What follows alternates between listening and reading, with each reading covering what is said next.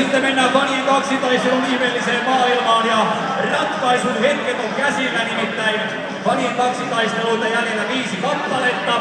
Tilanne on se, että HPK johtaa 14-9, eli tasapeli on enää vierasjoukkueen faneiden mahdollisuutena, joten voitto on enemmän kuin lähellä ja fanien kaksitaistelussahan koti- ja vierasjoukkueen vaikuttavat toisistaan mittaa ja mikäli HPK-fanit enemmän voittavat kauden aikana, niin viimeisessä kotipelissä on pullakahvit koko kansalle tarjolla ennen ottelua. Tänään jälleen viimeistä kertaa tällä kaudella polkuautoillaan ja HPK:ta edustaa Sami! Ja plussin värejä kannattaa tänään Mölli! Eli Mölli ja Sami, tee vaan se, että kierretään maali, askuun peruutetaan maaliin niin, että sinne laitetaan maalin perälle asti. Sen jälkeen täysillä keskiympyrä ja kun keskiympyrän viiva leikkautuu, niin voittajaan selviin. Oletteko valmiita? Valmiina paikoilla. Aja! No niin, sitten lähdettiin liikkeelle Möllin suuntaan sinne omaan Möllipäätyynsä ja Sami jatkaa matkaa eteenpäin. Näyttää siltä pitkältä Plussi johtaa, mutta Plussin saattaa kääntöhomma lähteä vielä lapasesta, joten ei mitään hätää.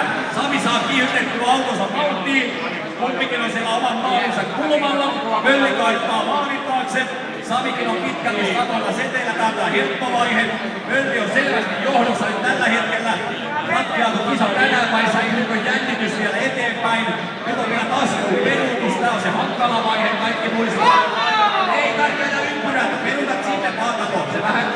No niin, ja Mölli on maalissa ja sitten vaan keskiympyrä kohti. Mitenkä käy Samille? Sami vääntää vielä. Mölli kiihdyttelee jo keskiympyrää kohti. Sami on päässyt vielä maaliinkaan. No niin, ja sieltä tulee. Hyvä Mölli. No niin, ja täydessä pelissä kävi nyt tällä kertaa niin, että Mölli harjasi. Meillä ei ole mitään hätää kuitenkaan. HPK kannattajilla nimittäin kotipelejä on jäljellä vielä 4. Tilanne on tällä hetkellä 14-10. Olehan varovainen Sami päälle. Niin tässä voi käydä vielä miten tahansa. Mölli pistää sen Möllimetsään autonsa parkkiin, niin päästään eteenpäin toista enää kohtia.